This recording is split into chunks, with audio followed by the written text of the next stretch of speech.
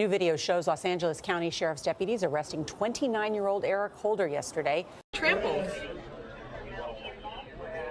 Nobody else does it. We have brought you previous reports of Nipsey Hussle, his unfortunate passing, and his philanthropy that he has given back to his neighborhood of Crenshaw and Hyde Park. And now his killer is in custody. According to reports, Eric Holder, the alleged killer of the beloved rapper and community builder Nipsey Hussle, who was murdered on Sunday, is being held away from the general population out of fear for Holder's life. Yes.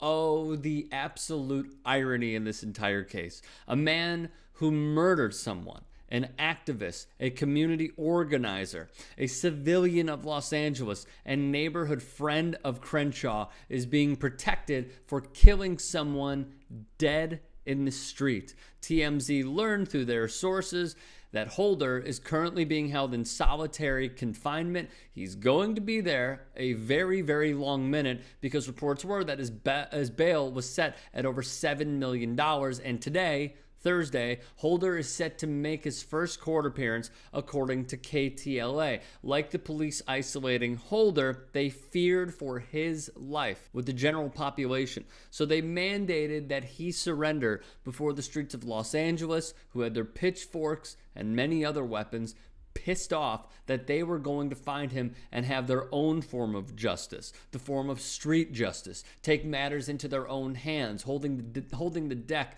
and inflicting their own power on Eric Holder. That is why the cops mandated he surrender to police. Now, today, Nipsey Hussle's brother has broken his silence as he told ABC News he was a brother, a musician, an entrepreneur, a people's champ. He was somebody that believed in the process of hard work, determination, and just the positivity of somebody staying in the area that he grew up in and making something out of nothing. He was a role model to the community, to the kids, and to the mothers and the grandmothers in the community that watched him grow up and seen him as a younger and now a family man, a father, raising his kids.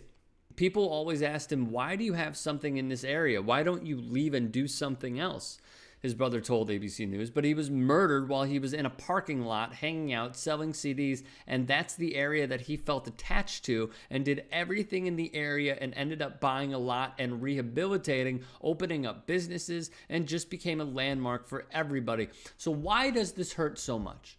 Why are people taking to social media? Why are murals going up? Why does this hurt so much? Because as Nipsey's brother just pointed out to ABC News, all he wanted to do was better society, and it started with his own neighborhood. He owned Marathon Clothing in the Hyde Park neighborhood, the same area where Holder approached Nipsey. He owned Vector 90, an inner-city co-working space for entrepreneurs and creatives dedicated to calling attention to the lack of diversity in the science, technology, engineering, and mathematics fields and serving as a conduit between underrepresented groups and corporate partners in Silicon Valley and beyond. Steve's Barbershop, Elite Human Hair, Wireless Connection, restaurants, a Fat Burger partnership, his own record label. He was set to meet with the police chief of Los Angeles to discuss initiatives in an effort to cease gang violence. Martin Luther King would once say, man must evolve for all human conflict, a method which rejects revenge, aggression, and retaliation. The foundation of such a method is love. I have said it before, and I will say it again. The greatest methodologies to carrying on a true and authentic legacy like Nipsey Hussle's is not just streaming, not just shopping at Marathon Clothing, but investing back into these lower income communities. The same ones Colin Kaepernick knelt for and then was exiled from the National Football League for, representing that. The same communities where LeBron James opened a brand new school so kids could achieve their dreams. Investing back like that. As we do know, an eye for an eye makes the whole world blind. But as Nipsey would write, it was the opposite. Spoke some things into the universe and they appeared. I say it's worth it. I won't say it's fair. Find your purpose or you're wasting air. Or he would even go on to write, grind strenuous, cash out continuous, mogul in the making, autonomous black businesses.